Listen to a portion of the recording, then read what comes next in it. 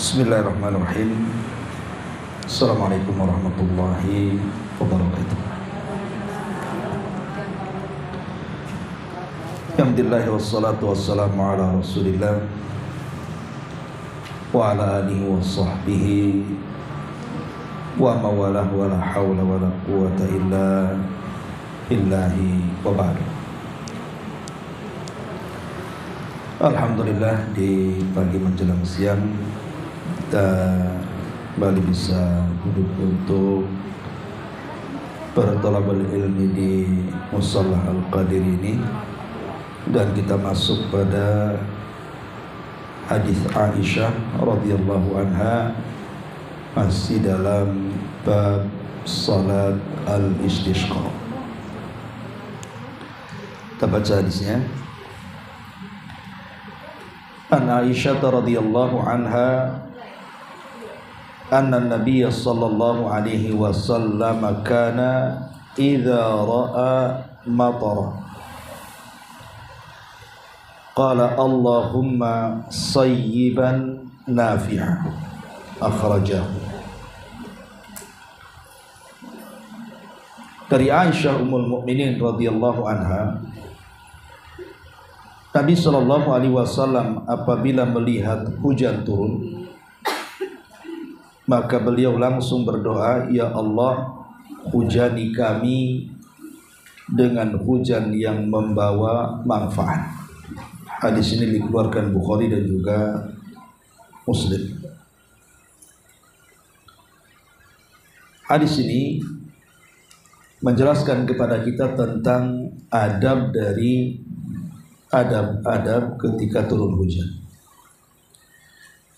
Nah, salah satunya adalah dengan disunahkan atau dianjurkan kalau kita melihat hujan atau turun hujan, langsung kita membaca Allahumma sayyiban nafi'an. Ya Allah, hujani kami dengan hujan yang membawa manfaat. Bahkan sebagian para ulama menambah, setelah kita membaca Allahumma sayyiban nafi'a, kita juga mengucapkan kalimat mutirna bifadlillahi wa rahmatihi. Mutirna bifadlillahi wa rahmatihi. Jadi kalau digabung Allahumma sayyiban nafi'a, mutirna bifadlillahi wa rahmatihi, itu hukumnya sunnah. Kenapa demikian? Adapun kalimat Allahumma sayyiban nafi'a, ya Allah, hujani kami dengan hujan yang bermanfaat, karena tidak semua hujan itu bermanfaat. Ada hujan-hujan yang kemudian sampai membawa bencana dan azab, seperti terjadinya banjir di mana-mana. Seperti di Batam sendiri kita menyaksikan ada beberapa tempat di Batam ini, seperti yang terjadi di mana di Tembesi itu sampai satu dada kan begitu, sampai menenggelamkan separuh rumah, bahkan menghancurkan barang-barang. Bahkan terkadang ada yang kemudian hujan ini membuat longsor sehingga memakan banyak jiwa manusia. Makanya kita disunahkan kalau ada hujan itu, sehingga hujan yang turun kepada kita tidak membawa adab, tetapi membawa manfaat. Adapun kemudian disunahkan juga membaca mutirna bi fadlillahi wa bi rahmatihi, bahwa kami dihujani dengan karunia Allah subhanahu wa ta'ala dan juga rahmatnya, supaya bentuk tauhid kita kepada Allah subhanahu wa ta'ala, bahwa hujan ini yang menurunkan Allah. Karena ada hadis yang mengatakan, di mana Nabi sallallahu alaihi wasallam dalam hadis Zaid bin Khalid al-Juhani, dan itu terdapat dalam Sahih Bukhari Muslim juga, beliau meriwayatkan hadis kursi di mana Allah Subhanahu wa taala berfirman, asbaha min ibadi mu'minun bi wa kafirun Fa amma man qala mutirna bi fadlillahi wa bi rahmatihi fadzalika mu'minun bi wa kafirun bil kawakib. Wa amma man qala mutirna bi naui kadza wa kadza fadzalika kafirun bi mu'minun bil kawakib. Allah Subhanahu wa taala berfirman dalam hadis kursi, ada dari antara hamba-hambaku yang di pagi hari dia beriman kepadaku dan juga kafir. Adapun yang mengucapkan kami dihujani dengan karunia Allah dan rahmatnya, berarti orang yang mengucapkan ini telah beriman kepadaku, kata Allah, dan kafir dengan bintang-bintang. Adapun orang yang mengatakan kami dihujani dengan bintang ini dan itu, maka dia telah kafir kepadaku dan beriman kepada bintang-bintang. Jadi makanya dianjurkan apabila hujan turun, kita menambah kalimat Allahumma sayyiban nafi'a mutirna bifadlillahi wa rahmatihi. Karena dahulu di zaman jahiliyah, sebagian orang-orang jahiliyah itu meyakini bahwa sebagian bintang itu memiliki pengaruh tentang peristiwa-peristiwa yang terjadi di bumi, yang kemudian dikenal dalam ilmu tauhid sebagai ilmu nujum. Walaupun ilmu nujum sendiri terbagi menjadi dua sebenarnya. Ada yang disebut dengan ilmu tasyir, ada yang disebut dengan ilmu ta'thir. Ada tasyir, ada ta'thir. Adapun yang dibolehkan ketika kita mempelajari soal perbintangan itu masuk pada ilmu tasyir. Tasyir itu artinya perjalanan bintang. Jadi perjalanan bintang itu dipelajari. Dari situlah akhirnya mengenal waktu-waktu sholat, kemudian juga mengenal waktu-waktu puasa, dan begitu seterusnya. Bahkan bisa wajib hukumnya kalau mengenal arah kiblat dan yang lainnya, atau waktu-waktu sholat wajib. Tapi yang dilarang itu adalah yang kedua, yang disebut dengan ilmu ta'thir. Ta'thir itu artinya pengaruh. Jadi meyakini bahwa bintang-bintang itu memiliki pengaruh akan peristiwa-peristiwa yang terjadi di bumi. Makanya orang-orang jahiliyah ketika kematian putra Nabi SAW, para sahabat yang masih terkontaminasi dengan kebiasaan jahiliyah, mereka menganggap bahwa ketika meninggalnya anak Nabi Ibrahim terjadi gerhana, mereka menganggap bahwa gerhana itu yang membawa kematian. Padahal gerhana itu tanda dari tanda-tanda kuasa Allah. Lah termasuk juga mereka meyakini bahwa hujan turun itu karena disebabkan bintang. Makanya kemudian mereka mengatakan mutirna bi nau'i kadza wa kadza. Kami dihujani dengan bintang ini dan itu. Padahal hujan itu turun datang dari Allah sebagai karunia dan rahmat. Makanya kalau kita menambah Allahumma sayyiban nafi'a, kemudian mutirna bi fadlillahi wa rahmatihi, berarti kita sedang mentauhidkan Allah dan kita sedang bersyukur kepada Allah dan telah beriman kepada Allah dan kufur dengan bintang-bintang yang merupakan sesembahan sebagian manusia di zaman itu. Jadi ini faedah dari hadis Aisyah Ummul Mukminin radhiyallahu anha. Dan ini bagian daripada adab-adab ketika turun hujan. Baik, kita masuk pada hadis berikut. An Sa'din radhiyallahu anhu anna Nabiy sallallahu alaihi wasallam da'a fil istisqa.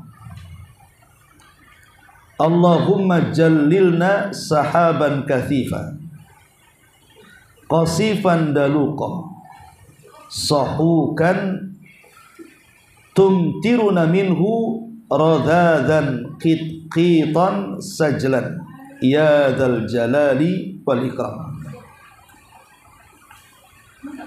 Dari Sa'ad Dari sahabat Sa'ad radhiyallahu an, Nabi SAW berdoa sewaktu memohon hujan. Artinya ketika sholat istisqa, Nabi SAW berdoa, ya Allah, ratakanlah bagi kami awan yang tebal. Allahumma jallilna sahaban kathifa. Ya Allah, ratakanlah. Maksudnya kalau bisa kena semua, jangan di tempat-tempat tertentu saja. Ratakan kalau bisa hujan untuk kami dengan mengirimkan awan yang tebal. Qasifan dzaluqa dhahuka, artinya yang berhalilintar, yang deras dan berkilat-kilat. Tumtiruna minhu radadan, yang menghujani kami dengan rintik-rintik, qit-qitan, buliran-buliran kecil, sajlan, yang banyak menyirami. Ya dzal jalali wal ikram, wahai zat yang maha agung dan maha mulia. Artinya Nabi SAW meminta hujan deras, dan biasanya kalau hujan deras kencang biasanya kan disertakan dengan halilintar. Jadi tidak perlu takut. Kalau ada petir, ada halilintar, itu tidak perlu takut, karena Rasul juga meminta di sini kan. Meminta kepada Allah Subhanahu wa taala agar didatangkan awan hitam yang tebal, berhalilintar, yang deras, berkilat, menghujani kami, kata Nabi SAW, di mana hujan itu ada rintik-rintik, butir-butir kecil, dan banyak menyirami semua tempat. Terkadang di antara kita kalau ada halilintar kan ketakutan tuh. Ada Rasul meminta justru halilintar gitu ya, yang kemudian kilat juga. Karena biasanya halilintar dan kilat itu menyertai hujan deras biasanya. Kalau hujannya nggak deras kan jarang gitu ya. Makanya Nabi SAW intinya meminta hujan yang deras sehingga merata. Kalau hujan rintik-rintik kayak gini ya iyalah di sini hujan, di Tiban Plata hujan. Ya, tapi kalau deras itu kan rata-rata rata dia. Nah tentu Nabi SAW menghendaki manfaat daripada hujan ini supaya terkena semuanya. Ma'asyiral muslimat yang dimuliakan Allah Subhanahu wa taala. Apa faedah hadis ini? Pertama, hadis ini disunnahkan untuk berdoa ketika turun hujan. Jadi sunnah hukumnya ketika turun hujan meminta kepada Allah Subhanahu wa taala agar nikmat Allah itu meluas. Jadi bukan hanya kita saja. Ya kalau hujan di Batam, kalau kita satu kota Batam, hujan ini supaya manfaatnya kemana-mana. Kemudian yang kedua, disunnahkan juga ketika meminta hujan itu bertawasul. Bertawasul dengan nama-nama Allah dan sifat-sifatnya. Karena di sini Nabi SAW menutup doanya dengan mengatakan ya dzal jalali wal ikram. Ya dzal jalali wal ikram artinya wahai zat yang maha agung lagi maha mulia. Dan ini bentuk tawassul. Kalau kita meminta sesuatu, maka bertawassulah kepada Allah Subhanahu wa taala dengan menggunakan nama-nama dan sifat-sifatnya. Adapun tawassul sendiri memang dalam bab akidah itu terbagi menjadi dua. Ada tawassul masyru', memang disyariatkan. Ada tawassul mamnu, tawassul yang dilarang. Adapun tawassul yang disyariatkan itu ada tiga. Pertama, tawassul dengan meminta kepada Allah Subhanahu wa taala menggunakan nama dan sifat-sifatnya seperti dalam hadis ini. Meminta kepada Allah Subhanahu wa taala dengan menyebut-nyebut nama-namanya. Namanya kita minta rizki, maka perbanyaklah menyebut nama Allah ya Razzaq. Kalau kita minta dikaruniakan anak, maka mintalah dengan menyebut nama Allah ya Wahhab. Kalau kita banyak dosa ingin diampuni, maka mintalah kepada Allah dengan banyak-banyak menyebut ya Ghaffar, dan begitu seterusnya. Itu namanya meminta kepada Allah dengan menyebut nama-namanya, dan itu salah satu bentuk mustajab doa. Kalau doa kita ingin istijabah, ingin diijabah Allah, maka gunakan tawassul dengan nama dan sifatnya. Yang kedua, tawassul dengan amal saleh yang sering saya jelaskan.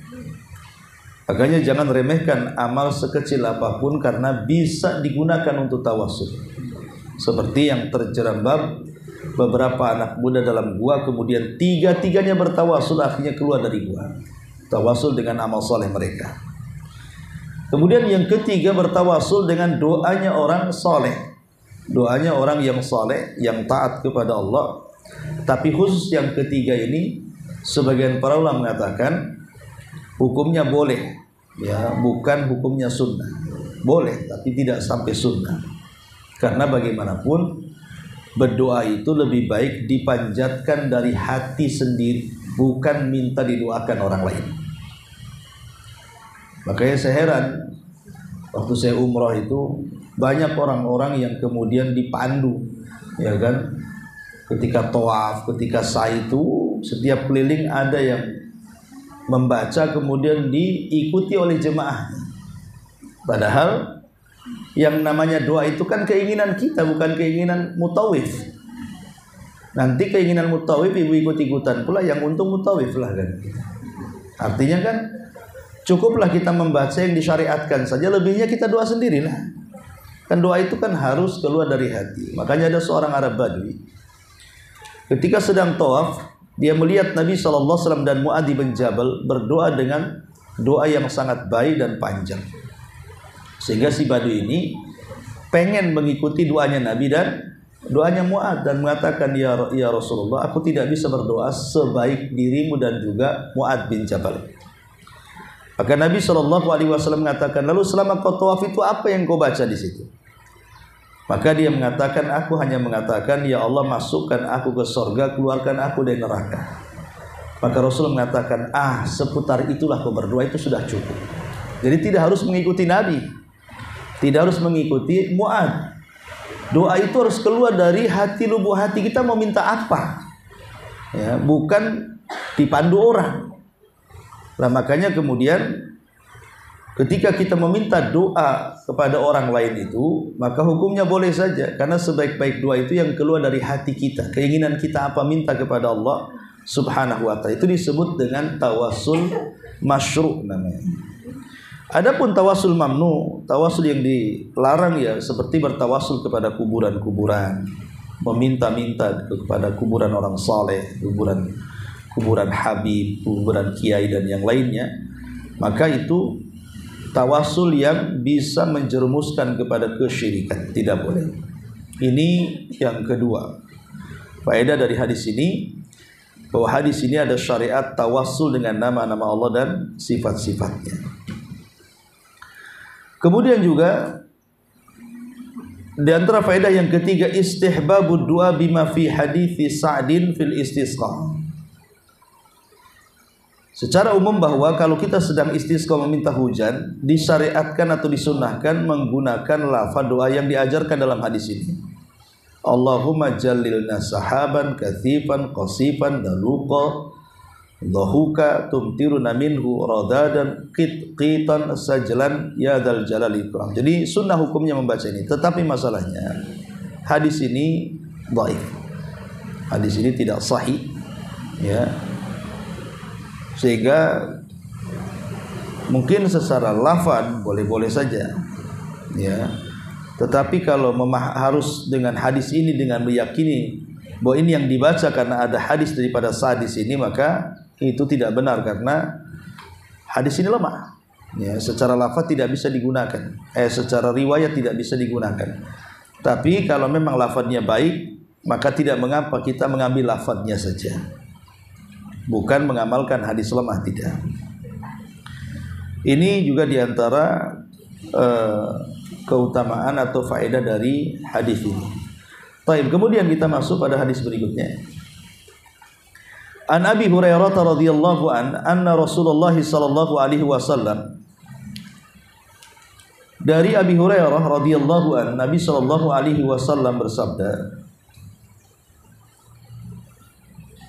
kharaja Sulaiman alaihi salam yastasqi fara'a namlatan mustalqiyatan ala dhahriha rafi'atan qawaimaha ila samai taqulu Allahumma inna khalqun min khalqi laisa bina ghinan an suqyak faqala irji'u faqad suqitum bida'wati ghairikum rawahu Ahmad wa sahahu al-Hakim.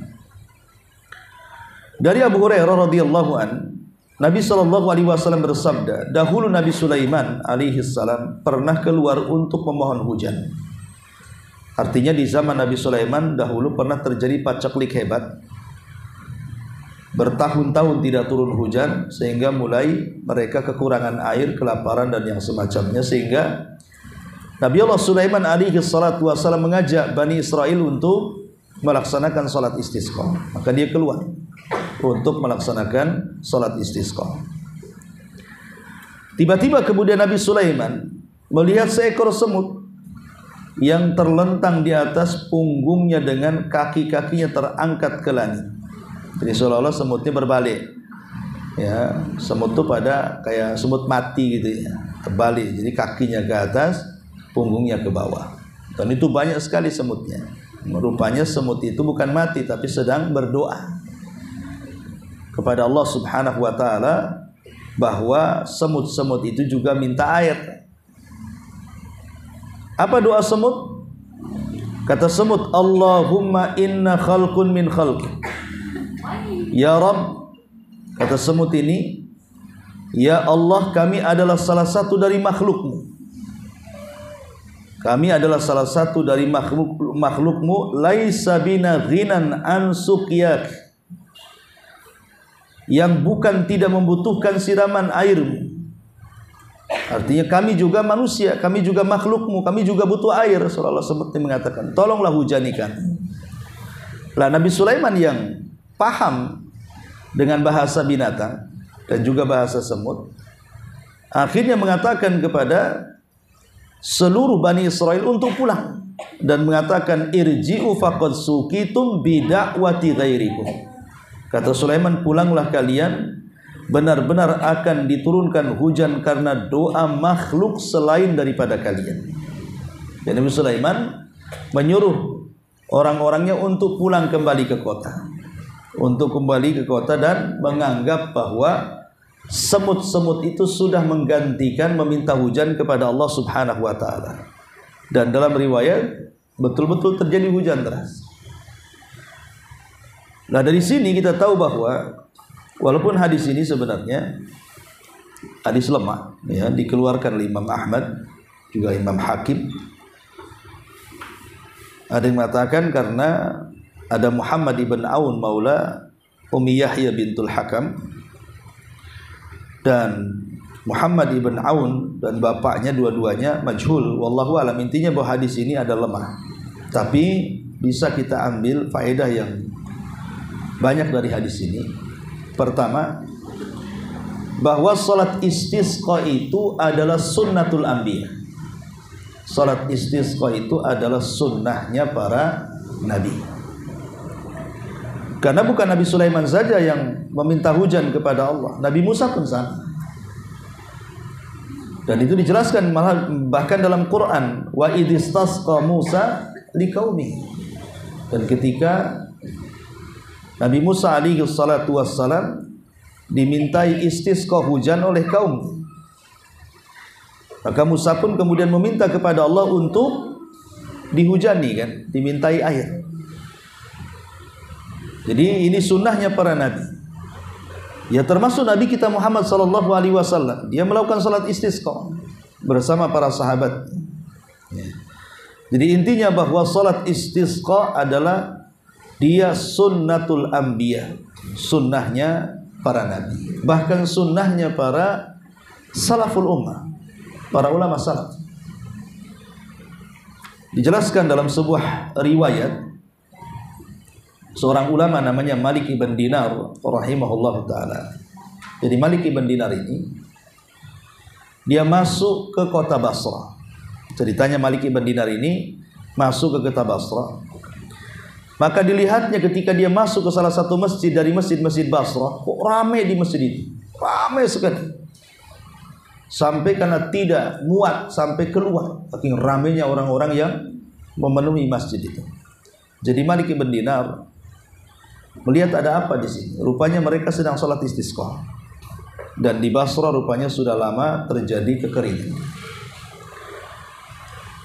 Mereka sholat istisqa itu tidak sebentar. Dimulai daripada sholat duhur, kemudian mereka melanjut lagi sholat istisqa, kemudian sampai asar berdoa terus, sampai maghrib berdoa terus, sampai isya berdoa terus. Pokoknya dari zuhur ke isya mereka tidak keluar dari masjid itu. Mereka berdoa kepada Allah Subhanahu wa ta'ala supaya turun hujan. Anehnya tidak ada tanda-tanda bahwa akan turun hujan. Sama sekali tidak ada tanda-tanda. Sampai mereka pulang pun tidak ada tanda-tanda turunnya hujan. Sampai kemudian Malik ibn Dinar heran karena orang sebanyak itu dihadiri oleh para ulama Basrah, tapi kok tidak ada tanda-tanda Allah mengabulkan doa mereka. Sampai akhirnya setelah manusia pergi semuanya di malam itu, rupanya dia melihat ada seseorang yang sangat hitam legam masuk ke dalam masjid, kemudian mengambil wudhu, kemudian sholat 2 rakaat, kemudian menengadahkan kedua tangannya ke langit, kemudian berdoa kepada Allah Subhanahu wa ta'ala. Rupanya di balik doanya dia minta hujan. Setelah satu orang ini yang berdoa, tiba-tiba langit mendung dan terjadi hujan. Dari sini terpikir oleh Malik ibn Dinar rahimahullah ta'ala, semana orang sebanyak itu meminta kepada hujan tapi tidak dikabulkan. Ini ada orang hitam satu orang, kemudian berdoa kepada Allah Subhanahu wa ta'ala, tiba-tiba dikabulkan doanya. Ada apa dan siapa orang ini? Nah, kemudian Malik ibn Dinar pun mengikuti orang ini sampai di mana. Rupanya dia masuk ke salah satu dari rumah dari gang-gang kota Basrah. Keesokan harinya dia penasaran, siapalah orang ini. Kemudian mengetuk pintunya. Rupanya yang dicari lain pula yang membuka. Yang membuka ini kulitnya hitam, kulitnya putih. Setelah ditanya rupanya dia tuannya. Oh, rupanya yang hitam itu adalah budaknya. Yang membuka ini adalah tuannya. Kemudian setelah lama berbincang-bincang, tiba-tiba Malik ibn Dinar menawarkan kepada tuannya, mau enggak engkau jual budakmu kepadaku, katanya. Tuannya enggak ngeh juga gitu. Kenapa sampai Malik ibn Dinar ini meminta-minta agar budaknya dijual kepadanya, terserah harga berapa saja. Pokoknya dia akan beli. Karena dia sudah melihat peristiwa yang luar biasa. Berarti budak ini bukan budak biasa kan. Tapi tuannya mengatakan tidak. Budakku yang satu ini adalah yang taat kepadaku. Artinya kalau dia pagi sampai sore, maka dia betul-betul mentaati hakku. Hakku dipenuhi dia. Tapi kalau setelah maghrib sampai subuh, maka dia menyelesaikan hak dia dengan Rabbnya, dengan Allah Subhanahu wa ta'ala. Artinya di malam hari dia berikan haknya kepada Allah, kemudian di siang hari dia berikan haknya kepada majikannya selaku tuannya. Jadi dia tidak menjualnya, karena jarang-jarang mendapatkan budak seperti ini kan. Tapi dengan didesak, akhirnya Malik ibn Dinar mengakui bahwa dia adalah Malik ibn Dinar. Kagetlah karena orang kenal semua siapa Malik ibn Dinar, seorang alim besar dunia ya. Karena yang meminta seorang ulama akhirnya tidak jadi dibeli, tetapi malah diberikan cuma-cuma. Bawa saja katanya, kalau engkau yang minta ya. Masalahnya kemudian budak ini kemudian mengatakan kepada Malik ibn Dinar setelah diambil, kemudian ngobrol di tempatnya Malik ibn Dinar rahimahullahu ta'ala. Tiba-tiba sang budak ini mengatakan, kenapa engkau membeli? Sangkanya dia dijual. Kalau engkau ingin mencari kekuatan dari seorang budak, banyak yang lebih kuat daripada aku. Kenapa kau milih aku gitu maksudnya? Karena rata-rata zaman dulu kalau membeli budak kan dipekerjakan. Ya, artinya kalau seandainya tujuan kamu membeli budak itu untuk diambil tenaganya? Banyak loh budak-budak yang kuat-kuat yang gagah-gagah. Kenapa kau milih aku gitu? Kemudian juga dia mengatakan kalau memang engkau menginginkan budak itu karena kecerdasannya, banyak yang lebih cerdas dariku, banyak yang lebih piawai dariku. Pokoknya merendah betul sang budak ini. Makin takjublah kemudian Malik ibn Dinar ini. Sampai akhirnya kemudian Malik ibn Dinar mengatakan bahwa aku membelimu ini karena aku ingin memperlihatkan kepada kawan-kawanku, kepada teman-temanku, bahwa masih ada orang yang dikatakan budak bukan orang merdeka, tetapi kalau dia berdoa kepada Allah Subhanahu wa taala, mustajab doanya. Dari sini kita tahu bahwa Allah tidak pernah memandang fisik orang, kan? Allah tidak pernah memandang harta orang, tapi yang Allah pandang itu adalah hati dan amalannya. Seperti budak ini. Tapi karena budak ini kemudian merasa takut diketahui identitasnya atau apa, dia pun kemudian meminta kepada Malik ibn Dinar untuk wudu, kemudian sholat 2 rakaat. Dalam sujudnya itulah dia minta agar Allah mencabut nyawanya. Maka sujud lama dikiranya mungkin dia lama kali, tetapi kelamaan dia tahu-tahu terguling sendiri. Maka Malik ibn Dinar gagal membawa budak ini karena dia meninggal di waktu sedang sujud. Ya. Walaupun kisah ini tentunya ya bukan hadis dan bukan kisah Quran, kan ini kan kisah para ulama ya. Dan ini disebutkan oleh Al-Imam Ibnu Jauzi dalam kitabnya Safwatus Safwa dari Malik ibn Dinar tanpa sanad. Tetapi yang jelas bahwa di sini banyak faedah bahwa ulama salaf dulu juga mereka melihat banyak peristiwa-peristiwa ketika terjadi kekeringan, maka mereka berdoa kepada Allah Subhanahu wa taala untuk melakukan salat istisqa dan meminta hujan di siapa saja. Tidak mesti diwakilkan ke ustaz, diwakilkan ke kiai, ke tuan guru. Tidak, siapapun bisa berdoa kepada Allah Subhanahu wa taala dengan keikhlasannya. Nah, salah satunya kisah ini, walaupun seorang budak hitam, tapi justru pula dia yang dikabulkan, dan orang-orang Basrah sebanyak itu dengan dihadiri para ulama pun tidak dikabulkan doanya, kan? Artinya kalau Allah berkehendak maka pasti terjadi. Kalau Allah tidak berkehendak maka tidak mungkin terjadi. Ya. Ma'asyiral muslimat yang dimuliakan Allah Azza wa Jalla. Termasuk juga Imam Ibnu Qudamah di dalam kitabnya At-Tawwabin menceritakan tentang kisahnya Nabi Musa alaihi salatu wasallam. Ini pernah saya ceritakan juga kepada ibu-ibu. Bagaimana di zaman Nabi Musa terjadi paceklik hebat. Kemudian Nabi Musa membawa Bani Israel ke tanah lapang. Kemudian salat istisqa dan meminta hujan. Tapi kemudian tidak dikabulkan, kan begitu. Alasannya Allah Subhanahu wa taala mengatakan karena di tengah-tengah Bani Israel itu ada orang yang bermaksiat selama 40 tahun. Kalau engkau ingin dikabulkan doamu maka keluarkan orang ini. Akhirnya Nabi Musa meminta kepada Allah untuk menyebutkan namanya, tapi Allah tidak mau. Itulah Allah Sittir, Maha menutup aib orang. Walaupun ada hamba-hambanya yang sudah bermaksiat puluhan tahun, tapi Allah Subhanahu wa taala tetap menutup aibnya supaya memberikan kesempatan bertobat. Akhirnya kemudian Nabi Musa hanya berteriak di tengah-tengah Bani Israel, siapa di antara kalian yang bermaksiat selama 40 tahun dan belum bertobat, sebaiknya keluar dari sini. Maka tentu orang-orang yang kumpul di tanah lapang itu saling meliriklah satu dengan yang lainnya. Jangan-jangan kamu, jangan-jangan kamu. Ya, kan Nabi Musa tidak menyebut nama masalahnya. Ya. Tapi rupanya dari sekian puluh ribu Bani Israel ini yang hadir di tanah lapang, adalah yang merasa. Kemudian dia menundukkan tangannya, menutup wajahnya dengan serban, kemudian mengatakan, ya Rabb, setelah 40 tahun kau tutup aibku, apakah kau akan bongkar aibku hari ini? Kalau begitu aku bertobat kepadamu. Ketika dia bertobat kepada Allah Subhanahu wa taala, tiba-tiba langit mendung. Mendung sak mendung-mendungnya, terjadi hujan lebat. Nabi Musa heran.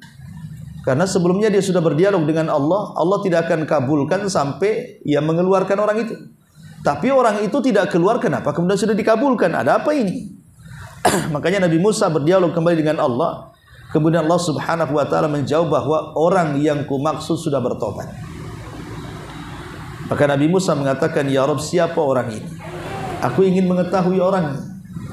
Bagaimana hanya semata-mata tobatnya dia menjadikan engkau turunkan hujan? Berarti orang ini luar biasa tobatnya.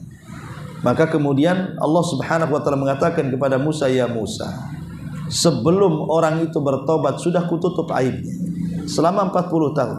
Sekarang dia sudah bertobat, mau kubongkar aibnya? Ya tidak mungkinlah, kata Allah. Ketika dia belum bertobat saja kututup aibnya, masa sudah bertobat kubongkar aibnya, kata Allah. Akhirnya kemudian Nabi Musa terdiam. Nah dari sini memang kisah ini memang terjadi silang pendapat di antara ulama, dan juga apakah kisah ini betul atau tidak. Yang jelas kisah ini tidak benar ya. Ini kisah Bani Israel kan. Kalau benar ya kita tidak bisa membenarkan dan tidak mendustakan. Ya kalau memang tidak benar ya kita tidak perlu menggunakan kisah ini sebagai hujah ataupun dalil kan itu. Ya kisah-kisah Israiliyat itu kan hanya pelezat kisah saja. Karena kita sudah punya Quran dan juga sunnah Nabi SAW. Apalagi dalam kisah ini masa seorang Musa sampai bersuudzon, ya berburu sangka kepada seseorang.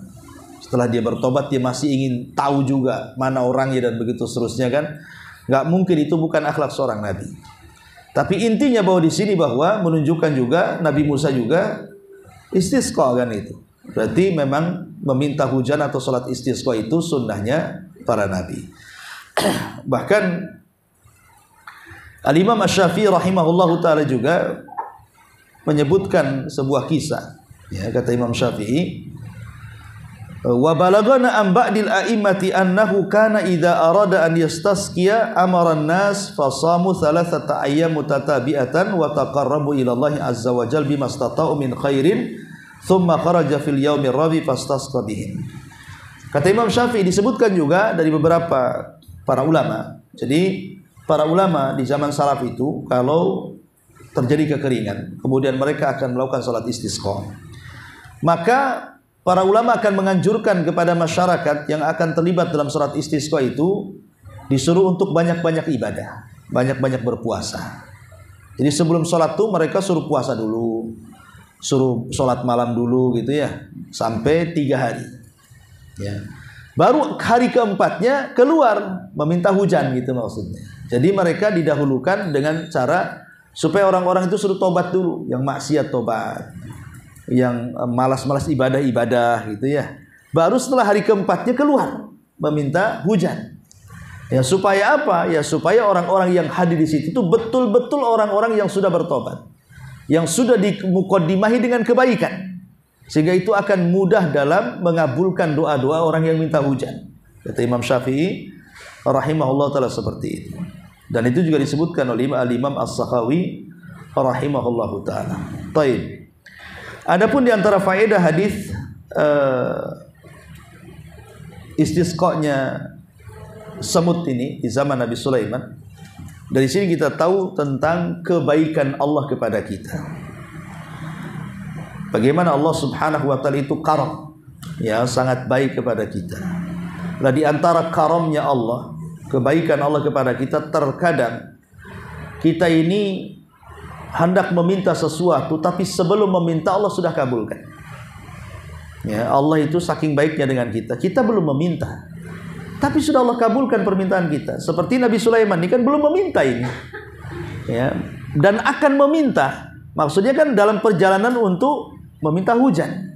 Di tengah jalan Nabi Sulaiman melihat semut kan, rupanya ada yang meminta selain manusia, yaitu semut-semut. Dan selepas itu terjadi hujan. Artinya permintaan kita ini belum diminta saja sudah dikabulkan. Dan itu bagian daripada karamnya Allah. Harus yakin bahwa setiap doa-doa kita pasti akan didengar dan dikabulkan oleh Allah Azza wa Jalla, cepat ataupun lambat. Karena di antara karamnya Allah, terkadang baru saja kita menghendaki sesuatu, belum berdoa, tahu-tahu sudah dikabulkan permintaan kita. Ini faedah yang pertama. Yang kedua, bahwa sholat istisqa itu dilakukan di tanah lapang. Sholat istisqa itu dilakukan di tanah lapang. Ya sama dengan sholat id lah, dilakukan di tanah lapang. Ya. Kemudian juga di antara faedah hadis ini tentang keajaiban makhluk-makhluk Allah selain manusia. Seperti contohnya di sini cerita semut. Ya, keajaiban makhluk Allah seperti semut dan yang lainnya, bahwa mereka juga makhluk yang betul-betul bertasbih kepada Allah Subhanahu wa taala. Mereka makhluk yang betul-betul bertasbih kepada dan berhajat dengan Allah Subhanahu wa taala, sehingga mereka pun harus meminta hujan. Dan ini juga dalil bahwa semut juga melakukan istisqa. Ya, semut juga melakukan istisqa. Makanya ibu jangan mudah-mudah bunuh-bunuh semut. Ya. Karena dahulu di zaman Bani Israil ada seorang nabi yang digigit semut, marah dia. Akhirnya mencari kayu bakar, kemudian dibakar ujungnya, dicarinya tuh kampung semut itu, mau dibakar. Maka sebelum itu dilakukan, tiba-tiba malaikat datang atas utusan Allah dan mengatakan, wahai Nabi, apakah gara-gara satu semut yang menyakiti kamu, engkau akan membakar satu kampung semut yang bertasbih? Ya. Kalau engkau mau membunuh, bunuhlah yang menyakiti kamu saja, gitu maksudnya. Kita tidak boleh kemudian gara-gara satu semut api yang menggigit kita, sarang semut api, ibu pula semprot baygon, kemudian dibakar. Tidak boleh. Mereka kan nggak bersalah. Yang bersalah kan cuma satu. Masa tersangkanya satu, akhirnya korbannya satu kampung kan? Ya cukuplah satu. Yang mungkin gigit kita. Masalahnya gigit kita itu udah kabur Ustaz, masuk ke kampung semut. Susah pula kita nyarinya, itu yang kurang ajar satu. Makanya kita bunuh semua. Ya maafkan sajalah kan gitu. Jangan pula gara-gara satu dikejarnya sampai ke lubang gitu. Intinya bahwa di sini semut itu juga bertasbih kepada Allah. Kemudian juga surat istisqa kepada Allah. Dan caranya disebutkan di sini. Cara istisqanya semut apa? Terlentang. Ya, jadi badannya ke bawah, kakinya ke atas. Nah, itulah cara berdoanya semut. Jadi kalau ibu tengok semut terlentang, jangan-jangan lagi berdoa. Nah, karena di sini kan terlentang posisi semutnya kan itu. Dan seolah-olah semut juga mengangkat tangannya ke langit, menunjukkan Allah itu ada di langit. Menunjukkan Allah itu ada di atas ketinggian. Allah itu fis sama. Buktinya semut saja menelantangkan badan mereka dan mengarahkan tangan mereka ke langit. Kalau Allah di mana-mana, tidak perlulah semut telentang-telentang. Biasa aja kan posisinya. Tapi karena semut juga tahu Allah di langit, makanya dia posisinya seperti itu. Seperti kita juga berdoa kan menengadahkan ke langit. Dan ini secara zahir memang semut seperti itu. Kemudian juga Allah Subhanahu wa taala yastahibbu du'a man da'ahu hatal hayawan. Jadi annallaha yastajibu du'a man da'ahu hatal hayawan. Allah pasti akan mengabulkan setiap doa walaupun yang berdoa itu adalah binatang. Jadi nggak perlu kemudian kita berpikir aku sudah berdoa lama-lama kok tidak pernah dikabulkan. Dikabulkan. Cuman dikabulkan itu ada yang sifatnya dijadikan celengan untuk di sorga supaya derajat kita diangkat kan itu ya. Ada yang dikabulkan itu ya mungkin secara cash habis berdoa minggu depan atau dikabulkan. Ada yang mungkin dikabulkan itu tidak sesuai dengan permintaan tetapi kita dihindarkan dari mara bahaya. Macam-macam Allah mengabul. Atau sengaja ditunda pengabulannya karena ada sebuah hikmah. Sebab kalau dikabulkan maka nanti akan jadi masalah. Seperti orang sakit minta sembuh, kalau langsung dikabulkan dia sembuh, maksiat lagi kan ini. Nah, biarkan dia sakit dulu, dia supaya tobat. Kan ada hikmah Rabbani di situ ya. Atau orang miskin minta kaya, supaya dikabulkan kaya, akhirnya melampaui batas. Nah, itu makanya ada hikmah Rabbani. Kenapa ditangguhkan tidak cepat disegerakan. Termasuk juga di sini bahwa doa tidak hanya cukup berdoa, tetapi ada itsbatul asbab. Ada penetapan sebab. Jadi doa itu akan berpengaruh kalau ada sebab. Ya, sebabnya dengan cara kita sholat kan itu. Dalam sholat itu kan ada doa. Dengan cara meminta ke tanah lapang, berangkat rame-rame ke tanah lapang untuk meminta, itu bagian daripada mengambil sebab. Dan dari sini juga termasuk ada mukjizat Nabi Sulaiman, dia memahami ucapan semut. Bahkan Quran menyebutkan fatabassama dhahika min qauliha. Sulaiman sampai tersenyum karena melihat perkataan semut yang ketiga itu mengatakan masuklah ke rumah-rumah kalian karena Sulaiman akan datang dengan pasukannya takut menginjak kalian sementara mereka tidak berasa. Kemudian juga bahwa manusia apabila mereka keluar untuk istisqa Ya, kemudian terjadi mereka meminta hujan tetapi tidak dikabulkan, maka tidak boleh berputus asa. Jadi harus terus meminta dan meminta. Ya, ini juga diantara faedah hadis ini. Dan hadis yang terakhir ya di sini kita baca juga, an Anasin anna Nabiy sallallahu alaihi wasallam istasqa fa asyara bi dhahri kaffaihi ila sama. Di sini dari Anas bin Malik radhiyallahu an bahwa Nabi sallallahu alaihi wasallam memohon hujan, lalu beliau memberi isyarat dengan punggung kedua telapak tangannya mengarahkan ke langit. Ya. Ada yang mengatakan bahwa hadis ini di antara faedahnya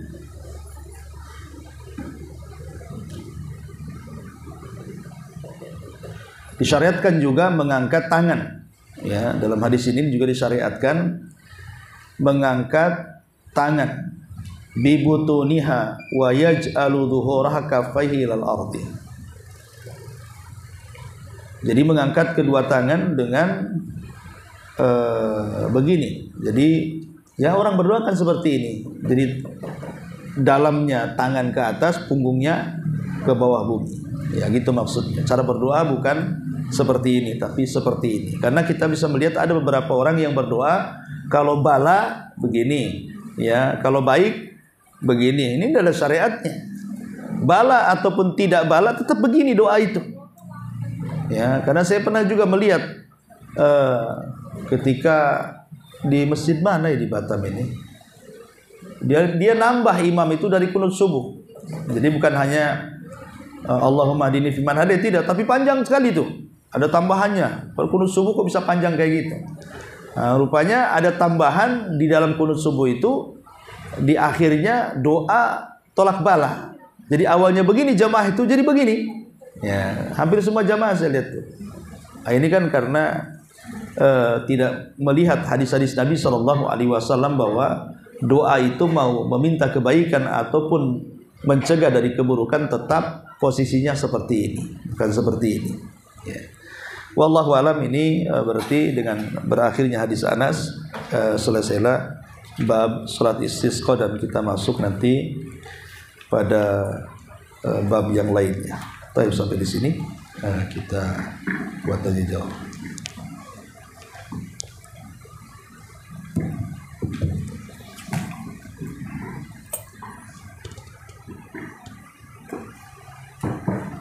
Assalamualaikum warahmatullahi wabarakatuh. Waalaikumsalam. Ustaz, Ana pernah mendengar tentang keberkahan hari hujan, air hujan itu. Apakah air hujan itu bisa dijadikan wasilah untuk orang yang terkena sihir, Ustaz? Ya, alhamdulillah. Bicara tentang hujan, apakah bisa dijadikan obat?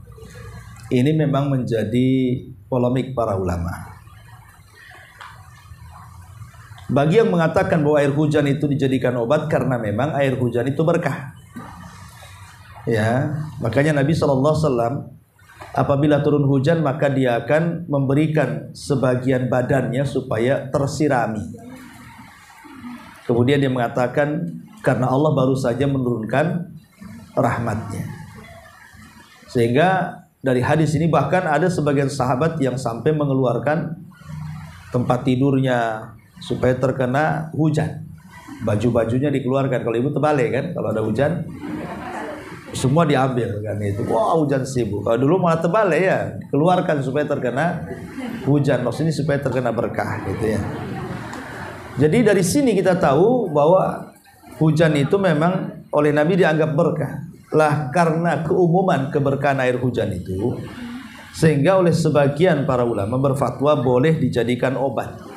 Air hujan itu bisa dijadikan obat. Tapi sebagian ulama mengatakan bahwa air hujan itu zatnya bukan obat. Zatnya air hujan ya sama dengan air-air yang lain, tetapi karena dia turun dari langit dan membawa rahmat.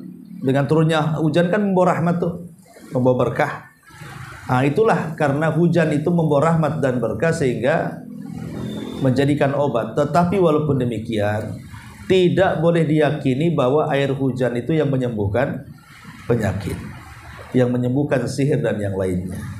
Harus tetap mengatakan bahwa semua datang dari Allah Subhanahu wa taala, bahwa air hujan itu bagian daripada akhdhu bil asbab, mencari sebab kesembuhan saja. Sama dengan meminum madu, meminum minyak zaitun, minum air hujan pun sama seperti ini. Ya. Wallahu alam. Jadi dalil yang sah yang jelas sih tidak ada. Jadi orang-orang yang menjadikan air hujan obat itu mengambil dalil umum tentang keberkahannya. Wallahu a'lam.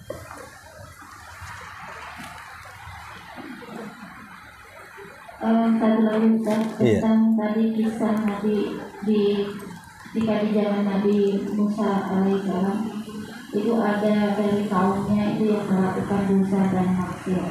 Yang jadi pertanyaan adalah, apakah ketika orang itu sedang bertobat, kemudian dia memang bertobat dengan dosanya, dan mungkin manusia atau kaum muslimin itu melihat tobatan yang dia lakukan, tapi satu saat beberapa tahun kemudian itu beliau ini melakukan lagi dengan dosa yang sama atau dosa yang berbeda. Apakah ini menunjukkan bahwa tobatnya yang pertama itu tidak Allah terima hingga ia terjatuh kepada dosa yang berikutnya? Iya, alhamdulillah. Bukan sebuah syarat orang bertobat itu tidak mengulangi, itu bukan syarat. Karena manusia itu pasti terjerumus kepada dosa. Ya, kalau syarat tobat sama sekali tidak boleh mengulangi, itu malaikat namanya. Ya, kalau malaikat ya, kalau manusia tidak bisa. Dia tobat dari dosa A, mungkin terjerumus kepada dosa B. Atau dia tobat dari dosa B terjerumus kepada dosa C. Jadi bukan syarat orang bertobat tidak boleh melakukan dosa. Justru dengan adanya tobat itu karena dia melakukan dosa. Ya, kalau dia tidak melakukan dosa, macam mana dia mau tobat? Dan Allah suka dengan orang yang bertobat kan? Allah kan suka dengan orang bertobat. Lalu kalau nggak ada yang bertobat, macam mana dia akan bertobat? Kalau orang tidak bermaksiat, macam mana dia akan tobat? Bermaksiat dulu baru bertobat. Cuman maksiat di sini bukan ada unsur kesengajaan karena terkalahkan hawa nafsu. Karena kita manusia punya hawa nafsu, terkalahkan dengan hawa nafsunya. Tetapi setiap kita terkena hawa nafsunya, umpamanya kita ini pengen berzina, akhirnya berzina. Setelah berzina langsung bertobat, jadi terima tobatnya. Ya, kemudian besoknya lagi, tahu-tahu berzina lagi. Ya, kemudian tobat lagi, ya tetap diterima. Begitulah Allah Subhanahu wa taala yang memberikan kelapangan kepada hamba-hambanya. Jadi bukan syarat tobat itu harus tidak boleh mengulang baru diterima. Cuman di antara syarat tobat, dia berjanji dalam hatinya untuk tidak mengulang. Tapi kalau dia mengulang karena kekalahan hawa nafsunya, bukan berarti kemudian tobat sebelumnya tidak diterima, enggak, tetap diterima. Karena tabiat manusia itu pasti terjerumus kepada dosa kan. Entah dosa mata, dosa telinga, karena tiap hari pasti berbuat dosa manusia. Enggak ada manusia yang tidak berbuat dosa. Dalam satu hari saja manusia tidak berbuat dosa itu mustahil. Karena dosa itu bisa bersumber dari mata, dari telinga, dari hati, dari tangan, dari macam-macam kan. Bukan dari perbuatan saja, dari macam-macam dosa itu bisa timbul. Makanya kalau seandainya Allah takdirkan orang itu sudah bertobat dari judi, sudah tobat, tahu-tahu tahun depannya kerayu lagi, judi lagi. Ya. Kalau yang tahun kemarin judi offline, sekarang jadi online. Jadi mamanya meningkat gitu. Ya tobat dulu ya diterima. Kalau berbuat maksiat lagi, tobat lagi, insya Allah diterima. Dan seperti itulah. Karena kita ini memiliki Rabb yang maha memberikan ampunan kepada hamba-hambanya. Tawwab. Tawwab itu dari siagul mubalaghah. Hanya kapanpun kita melakukan dosa dan kapanpun kita bertobat, pasti Allah akan terima tobat. Wallahu a'lam. Iya, sampai di sini. Mudah-mudahan manfaatnya.